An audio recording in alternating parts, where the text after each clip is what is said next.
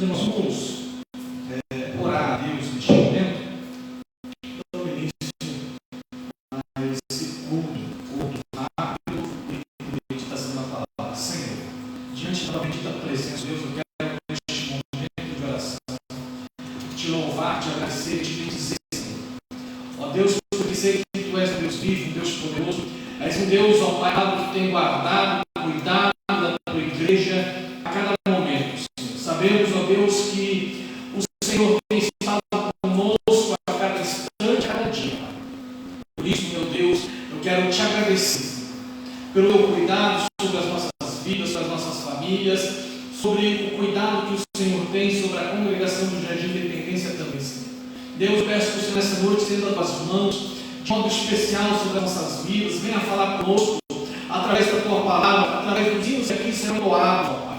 Meu Deus, em nome de Jesus Cristo, Senhor, eu quero te louvar e te bendizer por tudo que o Senhor tem feito e realizado. Abençoa, Deus, os nossos ouvintes, aqueles que estarão, Senhor, meu Deus, em mais uns instantes, Senhor, ouvindo a Tua palavra. Senhor, que a Tua presença, Senhor amado, venha ser verdadeiramente, ó Pai, sobre a vida de cada um nessa noite, ó Deus. É o que nós te pedimos, Senhor, e te agradecemos em nome do Senhor Jesus.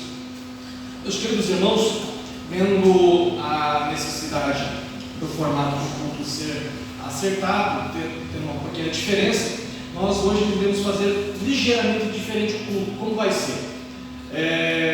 As irmãs irão estar cantando o hino da harpa, e já na sequência do hino da harpa, estarão louvando com os hinos do grupo que vem ensaiado, tá certo? E na sequência ainda, a irmã Ruth louvando ao Senhor com mais um hino.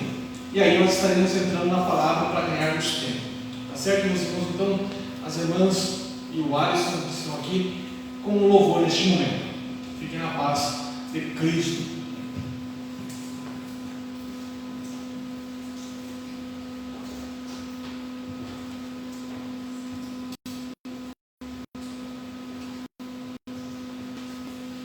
Nós saudamos, irmãos, com a paz do Senhor Jesus, que o Senhor possa estar abençoando este culto no seu lar, possa estar abençoando a sua família, a sua vida. O hino que nós estaremos cantando da harpa hoje será o 198 da harpa. Achei um bom amigo, Jesus o Salvador, o escolhido dos milhares para mim. Dos vales eu ligo, mais forte e mediador, que me purifica e guarda para sempre. Consolador amado, meu protetor do mal, solicito de minha toma-se. Dos vales eu ligo, escolhido dos milhares para mim.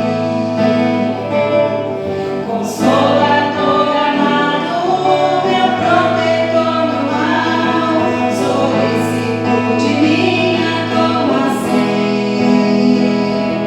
Dos vales eu ligo, a estrela da manhã, escolhido dos milhares para mim. Levou pastores todas as águas ribeirinhas, minha fortaleza é na tentação. Deixei por ele tudo, usei tudo, Senhor. Ele me conserva santo coração. Que o mundo me abandone, vencível tentador, Jesus que guarda até a vida fim. Dos vales eu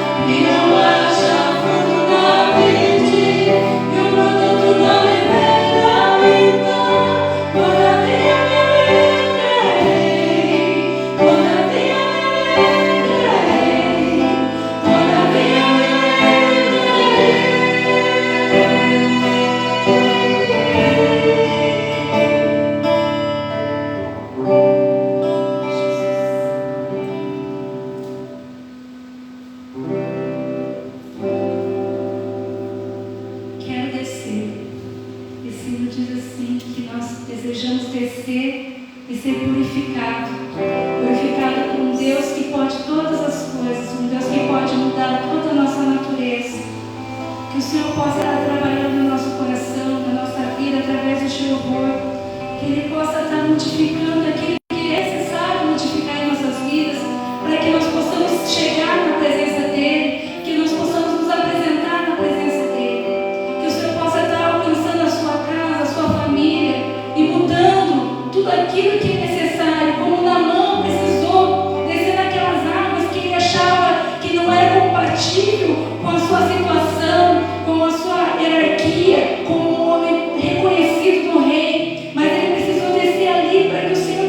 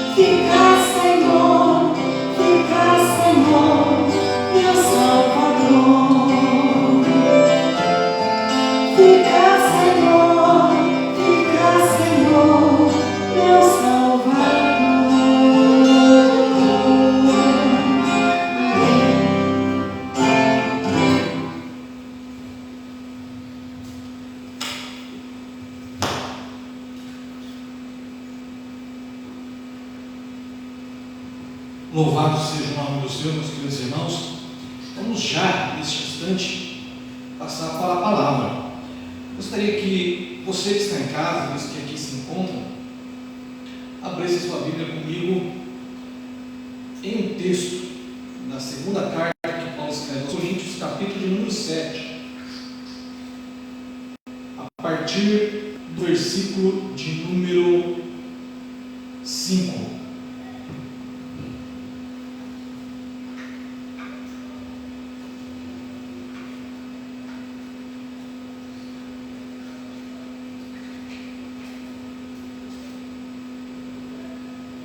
Segunda carta que Paulo escreve aos Coríntios, capítulo 7, versículo de número 5 em diante, diz assim: porque, mesmo quando chegamos à Macedônia, a nossa carne não teve repouso algum, mas antes em tudo fomos atribulados por fora, combates, temores por dentro. Mas Deus, que consola os abatidos, nos consolou com a vinda de Tito, e não somente com a sua vinda, mas também pela consolação com que foi consolado de vós, contando-nos as vossas saudades, o vosso choro, o vosso zelo por mim, de maneira que muito me regozijei. Porquanto, ainda que vos tenha contristado com a minha carta, não me arrependo, embora já me tivesse arrependido por ver aquela carta, vos contristou, ainda que por um pouco tempo. Agora folgo, não porque foste contristados, mas porque foste contristados para o arrependimento, pois foste contristados segundo Deus, de maneira que por nós não padeceste dano em coisa alguma. Porque a tristeza, segundo Deus, opera arrependimento para a salvação, da qual ninguém se arrepende, mas a tristeza do mundo opera a morte. Porque quanto cuidado não produziu, isso mesmo em vós, que segundo Deus foste contristado.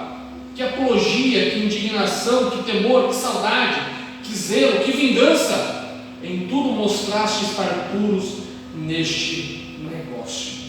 Louvado seja o nome do Senhor. Rapidamente, Evangelho segundo escreve São Lucas, capítulo de número 22, versículo de número 54, diz assim. Evangelho segundo escreve São Lucas, capítulo de número 22, versículo 54, diz assim: então prendendo-o, levaram e o meteram em casa do sumo sacerdote, e Pedro seguia-o de longe. E havendo-se acendido fogo no meio do pátio, estando todos sentados, assentou-se Pedro com eles. E como certa criada, vendo estar assentado ao fogo, pusesse os olhos nele e disse: esse também estava com ele. Pedro, porém, ele o negou, dizendo: mulher, não o conheço. E um pouco depois, vendo o outro, disse: tu és também deles. Mas Pedro disse: homem, não sou. E passada quase uma hora, um outro afirmava, dizendo: também este verdadeiramente estava com ele, pois também é galileu.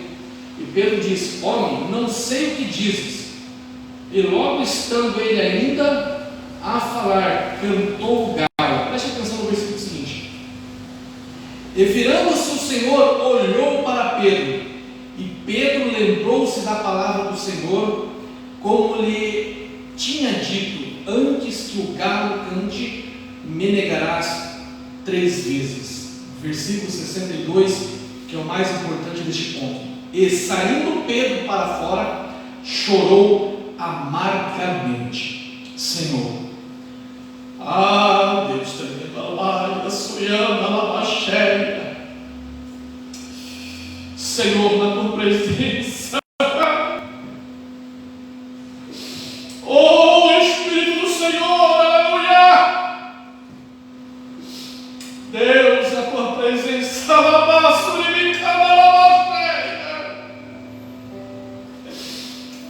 Senhor, fala conosco aqui nessa noite.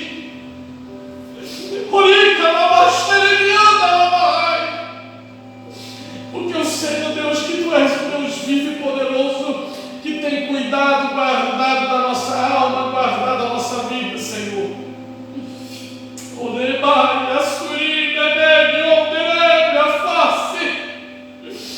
Senhor, que nós ficamos na gasturimianta da baixeia, possamos ter, Senhor amado, comunhão contigo. Senhor, e que a tua presença seja verdadeira em nossos corações. Em nome de Jesus, Pai. Em nome de Jesus. Louvado, engrandecido é o nome do Senhor.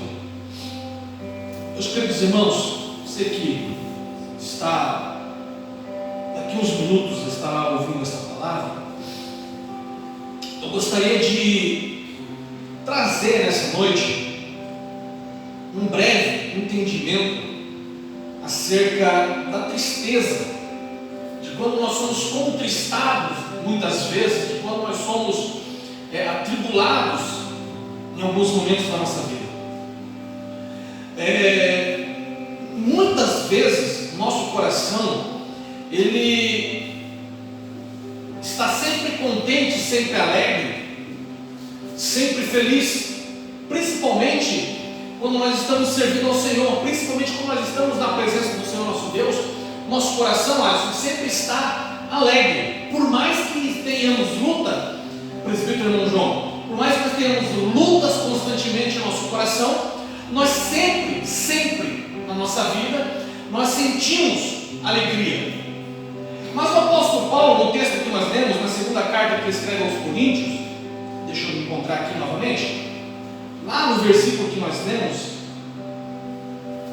ele vai dizer que ele fica triste porque ele escreve uma carta, e quando Tito traz a notícia de como receberam essa carta, ele se alegra levemente, mas ele coloca no seu coração e na sua alma um peso, porque ele fala que ele está com o seu coração entristecido muitas vezes, e ele fala assim: olha, eu fiquei contente porque eu tinha sentido que a minha carta que eu havia escrito para vocês, ela estava muito pesada, mas eu não me arrependo de haver escrito desta forma, porque vocês tinham cometido inúmeras faltas. E quando Paulo está escrevendo a sua segunda carta, e ele está relatando o que ele havia ouvido através do Tito, quando o Tito traz a notícia de como foi recebido aquela carta, Paulo torna a escrever novamente. Ele escreve a sua segunda carta, porque na primeira carta que ele envia à igreja de Corinto, ele envia uma carta extremamente pesada. Se nós fôssemos fazer um panorama da primeira carta, nós no capítulo 1 nós iríamos ver uma igreja, irmão João, totalmente dividida. Uma igreja na qual o apóstolo Paulo fala que havia pessoas e grupinhos dentro da igreja, dividindo a igreja e dizendo: olha, eu sou de Paulo, eu sou de Cefas, eu sou de fulano, eu sou de ciclano. Havia uma certa divisão dentro da igreja, e Paulo vai dizer: olha, por isso eu não os louvo. No capítulo de número 5, você vai ver Paulo exortando a igreja, dizendo que no meio da igreja havia um certo tipo de pecado, que era um pecado de adultério, na qual a igreja não havia tratado, antes estava de forma consciente deixando que isso acontecesse. Se nós formos olhar no capítulo de número 7, Paulo vai trabalhar o capítulo de número 7 novamente, duas questões. A primeira questão acerca do casamento, dizendo que aos que são solteiros, que eles não se abrasassem, ou seja, que eles não cometessem o pecado da fornicação, e também aos casados, que eles não deixassem de se entregar um ao outro, ter o relacionamento que se deve ter no casal, porque poderia ocorrer por causa disso o pecado. Ele fala: se vocês se apartarem, apartem-se somente por um período curto para a oração. Então Paulo está orientando a igreja, e de forma incisiva, por causa do pecado que estava no meio da igreja. No capítulo de número 10, Paulo vai trazer para nós a ideia que o povo tinha que prestar atenção em não comer alimentos que haviam sido sacrificados a ídolos. Lembrando que a igreja de Corinto está na região da Macedônia, que era uma região dominada por ídolos. Paulo vai levantar essa ideia também. O segundo ponto que Paulo vai trazer ainda nessa mesma carta, dizendo acerca disso, ele vai trazer sobre a igreja, que era uma igreja desorganizada. Todo mundo fazia o que bem entendia dentro da igreja, todo mundo fazia o que bem queria dentro da igreja, e isso trazia uma certa confusão no culto, porque o culto era um culto bagunçado, não havia ordem, não havia decência no culto. Quando um levantava para profetizar, o outro começava a cantar. Quando começava a trazer a mensagem, começava a profecia, a revelação. Então havia uma certa desorganização, e Paulo vai trazer essa ideia no meio da igreja. Se nós olharmos no capítulo número 11, Paulo vai estabelecer a ordem da igreja, principalmente relativo à ceia do Senhor, porque Paulo vai dizer o seguinte, que a igreja, ela não estava se importando com algo que era tão importante, que era participar da ceia do Senhor. Antes, chegava um adiantado, irmão João, e chegava outro atrasado. Então, o que chegava adiantado já apacentava e começava a se alimentar, e não esperando os seus irmãos. Por isso, no capítulo 11, versículo 32, você vai ver Paulo falando para a igreja de Corinto, dizendo para eles o seguinte: olha, vocês necessitam de esperar uns pelos outros. Então Paulo vai trazer muito isso. E o que me chama a atenção é que neste capítulo Paulo vai trazer essa ideia, dizendo que eles ficaram contristados, mas ele não se arrepende, porque a pessoa segundo Deus, gera arrependimento para a salvação. E é isso, meus queridos irmãos, que nós precisamos nesses últimos dias ver e compreender. Que nós precisamos entender que muitas vezes a tristeza que abate nossa alma, que não é uma tristeza por causa do que está acontecendo no mundo, mas por causa das nossas próprias atitudes, e nós ficamos tristes quando principalmente fazemos algo que não se corresponde com a palavra de Deus, não está de acordo com a Escritura, e ficamos contristados, abatidos. Esse abatimento, se houver arrependimento, vai gerar salvação na nossa vida. É isso que Paulo está nos ensinando. E por isso eu me lembrei de Pedro. O texto que nós lemos há instante vai relatar da vida de Pedro. Pedro, nós conhecemos muito bem, era servo do Senhor, estava junto com o Senhor durante os 3 anos na qual eles estavam ministrando, Jesus estava ministrando a palavra por toda a Galileia. Pedro estava junto, então Pedro conhecia Jesus muito próximo. E o que acontecia? Quando Jesus foi preso, a primeira atitude de Pedro, nós vamos ver isso nos textos, ele arranca da sua espada e corta a orelha do servo do sumo sacerdote.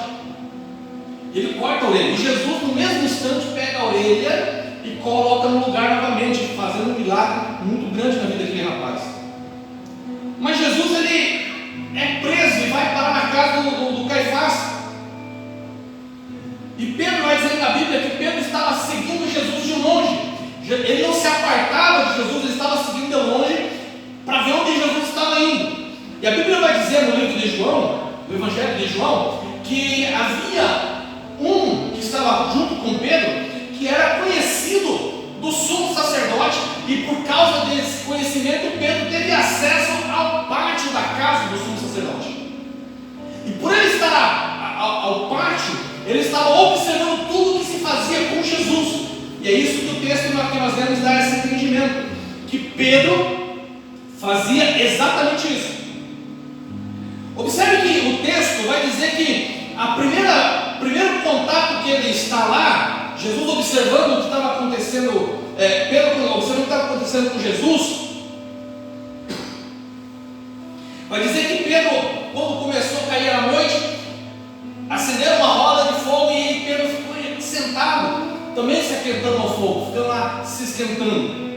E chega uma mulher, Alisson, e fala para ele: olha, você é discípulo desse Jesus, não é? Ele fala: capaz, eu sou não sou, não conheço. Olha o texto, ele fala: não o conheço, mulher, não tem nem noção quem é ele. E passaram mais um pouquinho, veio outro também e fala assim: olha, você também é discípulo dele.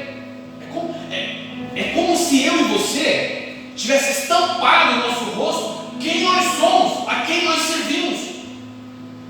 E é difícil nós, nos dias de hoje, nós não prestarmos atenção em quem realmente está na presença de Deus, porque nós, quando olhamos para as pessoas que servem a Deus e têm uma vida diferente, mas não é só na aparência, Deus é no falar.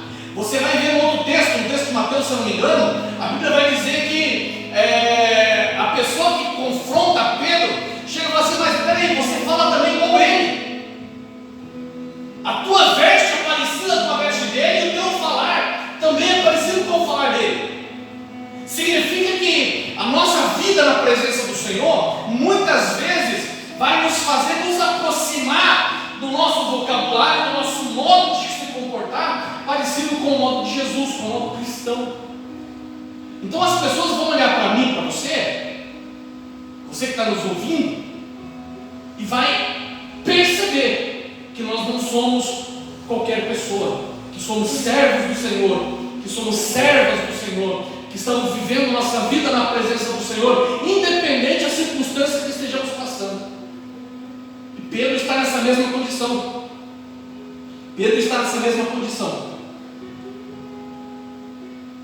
Passa-se quase uma hora que ele foi abordado pela segunda vez.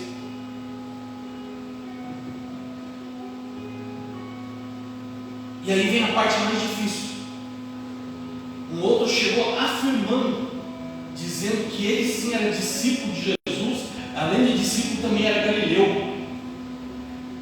E é um momento, meus irmãos, que Pedro, ele tem um rompante, e ele fala assim: rapaz, está ficando rouco, não sei o que você está falando, porque eu não conheço aquele homem, não sei quem é ele.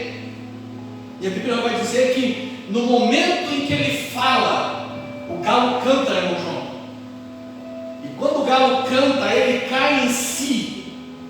Ele cai em si do que Jesus havia falado para ele algum tempo antes, que ele iria negar Jesus por 3 vezes. Mas o que me chama a atenção é que quando o galo canta, o Senhor, ele olha, Jesus estava dentro da casa e Pedro no pátio, ele consegue olhar para Pedro quando o galo canta, ele olha Pedro, e Pedro olha e vê que Jesus o viu. E quando Pedro observa isso, o olhar de Jesus na direção dele, a Bíblia vai dizer que Pedro sai correndo para fora e chora amargamente. Por quê? Porque Pedro reconheceu o que Jesus havia dito que ele iria fazer, aconteceu, e ele não foi forte o suficiente para suportar aquela luta e cometeu exatamente conforme Jesus falou. Mas a amargura que Pedro sentiu naquele momento foi de arrependimento, gerou arrependimento no coração dele.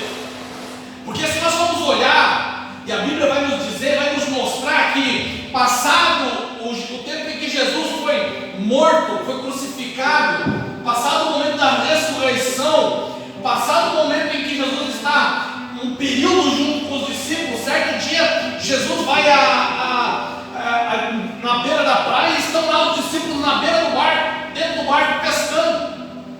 E durante a pesca, quando os discípulos olham e vê aquele homem fazendo aquilo lá, eles reconhecem que era Jesus que estava na praia e vão conversar com Jesus. E Jesus prepara para eles um alimento. Passado mais algum momento, mas Pedro estava junto. Passado mais um momento, quando os discípulos estão reunidos, e no momento que estão reunidos, eles começam a questionar o que seria da vida deles. E Jesus olha para Pedro e fala: Pedro, eu quero que você me responda o seguinte, Pedro, você me ama, Pedro? Pedro olha para Jesus, lembrando, irmãos, que Pedro havia negado Jesus um tempo atrás. Pedro olha para Jesus e fala: Senhor, tu sabes que eu te amo. Jesus olha para Pedro e fala assim: então apacenta minhas ovelhas. Se você me ama, apacenta minhas ovelhas. Jesus olha para Pedro novamente e fala: Pedro, você me ama, Pedro? E você lê o texto dizendo que Pedro, Senhor, tu sabes que eu te amo. E quando ele fala assim, o coração de Pedro já começa a ficar conquistado novamente. Porque ele percebeu que Jesus estava questionando, e ele estava sentindo que Jesus estava duvidando da sinceridade do coração dele.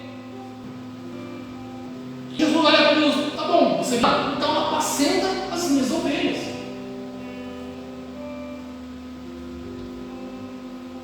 Jesus olha para Pedro novamente pela 3ª vez e fala: Pedro, me diz o seguinte, você me ama, Pedro? E aí você vai ver o texto de João. Gostaria que os irmãos abrissem lá. Último capítulo, João capítulo 21, versículo de número 17. Observe só o que o texto vai falar. Na 3ª vez em que Jesus olha e fala para Pedro, questionando o amor de Pedro, vai dizer assim: disse-lhe a 3ª vez: Simão, filho de Jonas, amas-me? Olha o que diz na sequência: Simão entristeceu-me por ter lhe dito pela 3ª vez: amas-me. E disse: Senhor, tu sabes tudo, tu sabes que eu te amo. Jesus olha para Pedro novamente: olha, Pedro, agora então você vai apacentar as minhas ovelhas. Meus irmãos, que lição nos traz isso? Pedro havia cometido falhas durante o seu percurso. Pedro havia cometido falhas, como todos nós podemos cometer falhas e somos passíveis de cometer erros e falhas na nossa vida constantemente. A Bíblia vai dizer que a nossa vida é como a luz da aurora que vai brilhando cada dia, vai brilhando até se tornar dia perfeito. O que Salomão vai dizendo com isso? Vai dizendo que a nossa vida não é perfeita a todo momento. Significa que nós estamos num processo de preparação, e quando esse processo estiver pronto, o Senhor vai nos buscar, vai nos levar, seja pelo arrebatamento da igreja, ou seja pela via mais difícil, que para mim e para você pode ser no dia de hoje, que é a morte. É isso que a Bíblia nos ensina. Não vivemos um momento em como nós podemos olhar muitos pregadores pregando bênção, pregando inúmeras coisas, porque a Bíblia nos ensina que nós seremos vitoriosos sim, mas não em coisas terrenas.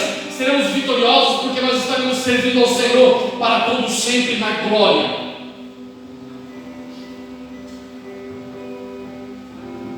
Então, meus irmãos, quando Pedro ele se entristece e Jesus fala para Pedro: olha, então Pedro, apacenta minhas ovelhas.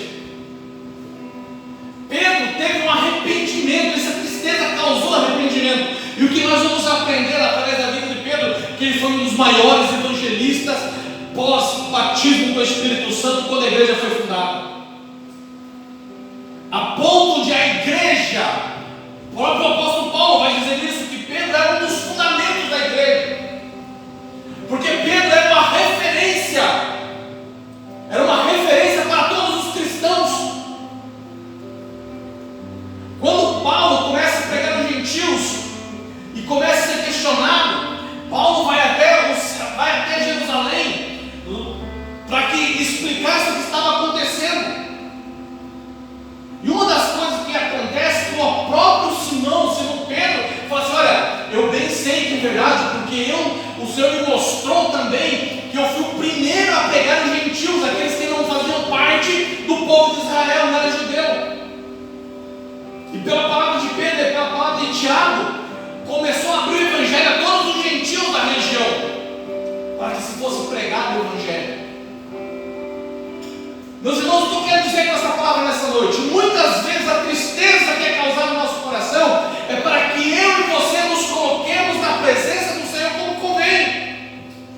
Devemos servir ao Senhor da maneira correta, como a Escritura nos ensina, não tendo meia palavra, não tendo meia ação. É por completo, é corpo, alma e espírito. É uma vida na presença do Senhor continuamente, todo dia. Isso é evangelho, isso é ser o Senhor, isso é ser cristão. Não por conveniência. Hoje eu sou cristão porque é uma função da igreja. Hoje eu sou cristão porque eu canto. Hoje eu sou cristão porque eu recebi uma cura divina. Eu sou cristão porque o Senhor me abriu uma porta de emprego. Eu sou cristão por inúmeros motivos. O maior motivo de eu e você estar aqui servindo ao Senhor é porque um dia, lá no Calvário, Ele resgatou a minha vida e a tua vida do pecado e da morte e nos colocou hoje para estarmos junto com Ele. A Bíblia vai dizer que nos colocou em lugares celestiais. Como gostaria de ter mais tempo, mas o tempo urge. Então, meus irmãos, se eu e você sentirmos tristeza quando cometemos algo que o Espírito Santo nos fala que nós devemos nos colocar na sua presença, nós devemos nos arrepender. Paulo escreve aos Coríntios dizendo exatamente isso. Olha, eu fico até contente, fiquei consolado quando Tito me disse que vocês ficaram entristecidos pela carta que eu vos escrevi, porque essa tristeza que causou no coração de vocês, ela serviu para vocês se arrependerem do que estavam fazendo e passassem a se consertar, e esse arrependimento gerou em vocês salvação. Eu não acredito, meus irmãos, em salvação sem arrependimento. E arrependimento não é choro. Arrependimento, demonstração pública de arrependimento não é choro. Às vezes a pessoa vem aqui na frente 50 vezes chorando, aceitando a Jesus,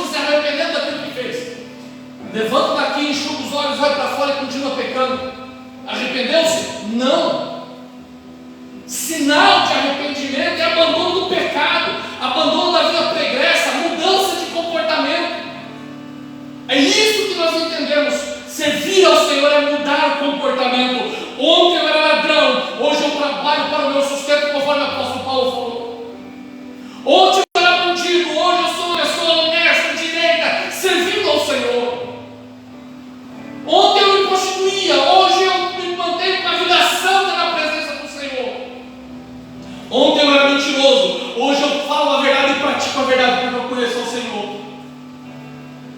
Mudança de comportamento, o evangelho na qual eu conheço, aquele que mudou a minha vida há 25 anos atrás, não era evangelho de bênção, não, era evangelho de mudança de comportamento, evangelho que mudava vidas, pessoas que precisavam, que ouviam a palavra, dizia a Bíblia, éramos ensinados, meu João, que nós devíamos abandonar o pecado, devíamos abandonar a vida de promiscuidade, a vida que levava ao inferno.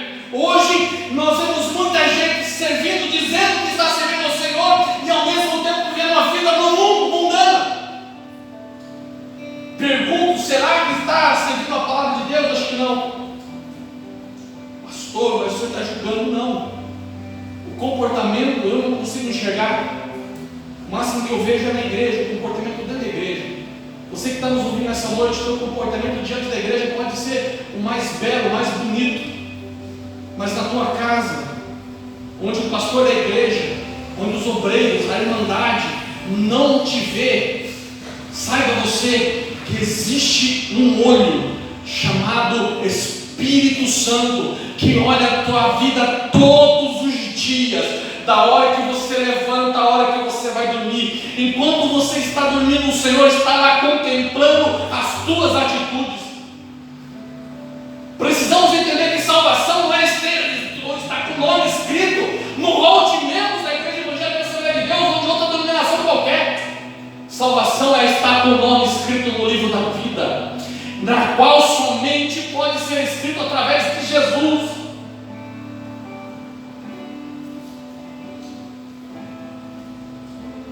Vamos nos colocar em pé, meus irmãos. Eu gostaria, você que nos ouve nesta noite, de você que ouviu essa palavra rápida, sintetizada, que você meditasse nas tuas atitudes, nos teus comportamentos.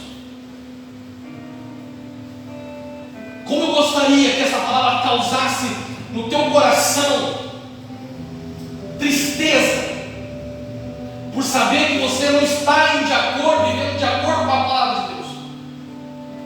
Porque se essa palavra causar tristeza no teu coração nessa noite, quem sabe haverá arrependimento no teu coração para ter uma vida na presença do Senhor. Pedro chorou, irmão João, amargamente, diz a Bíblia. Ele, quando olhou para Jesus, olhando para ele, eu não acredito que o olhar de Jesus foi de condenação. Eu imagino que quando os olhares de Pedro e de Jesus se cruzam, Pedro olha no fundo do olho de Jesus, como se Jesus estivesse falando: eu te avisei, eu te avisei. E Pedro sai correndo, vai chorar amargamente. Mas observe que depois Pedro encontra arrependimento e vai ser um servo fiel ao Senhor. Pastor, mas Pedro era fiel totalmente? Segundo Paulo, ele teve um pequeno problema com Pedro, porque Pedro tinha alguns momentos que precisava também ser corrigido, mesmo sendo a referência da igreja. Isso é importante entendermos, que muitas vezes a própria referência da igreja pode ter coisas a melhorar. Louvado seja o nome do Senhor. Eu quero orar por você que nos ouve nessa noite. É certo que é uma gravação que você deve estar ouvindo, mas a oração o Senhor conhece. Vamos orar neste instante. Senhor, diante da tua bendita presença, ó Deus, eu quero te louvar, eu quero te bendizer, eu quero te exaltar, Senhor. Nessa noite, ó Pai, porque eu sei, ó Deus, que a tua palavra, apesar de sintética nessa noite, foi o que o Senhor colocou em nosso coração. Precisamos, Senhor, meu Deus, entender, Senhor, que precisamos ter uma vida na tua presença.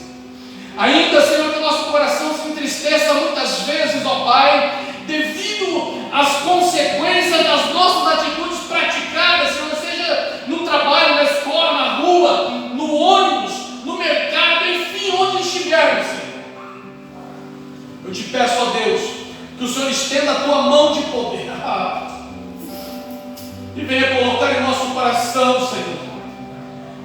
um desejo de estar te servindo realmente, que as nossas atitudes, que os nossos comportamentos sejam modificados pelo Senhor. A tua palavra vai nos falar que a tristeza, segundo Deus, gera arrependimento para a salvação. Eu peço, Senhor, que esta pessoa que nos ouve nessa noite, ela venha receber de Ti o impacto do Teu Espírito Santo e possa, Senhor, receber a salvação através desse arrependimento da sua atitude. E não somente receber isso, Senhor, mas ter força para mudar o seu comportamento, seja em que área da sua vida seja. Senhor, que o Senhor estenda as tuas mãos neste momento e essa vida, Senhor, possa ser tocada pelo Senhor. Deus, é a minha oração em nome do Senhor Jesus. Amém. Meus queridos irmãos, você que nos ouve, estamos num momento de pandemia e esse momento que foi decretado no estado do Paraná lockdown. E além do lockdown, nós temos um período que nós devemos estar nos recolhendo para casa também. Então eu gostaria que você que nos ouve, no próximo domingo teremos a transmissão do culto às 19h30 via Facebook e via YouTube também. Então você se conecta na mídia da igreja do Jardim Independência e assista o culto lá conosco, tá certo? Meus irmãos, estenda as tuas mãos assim, receba a bênção apostólica, que a graça do nosso Senhor e Salvador Jesus Cristo, o grande amor de Deus nosso Pai, a comunhão e consolação do Espírito Santo de Deus, repouse sobre cada vida, e todos dizem amém. Amém. Eu esperei o eco falar. Louvado seja o nome do Senhor.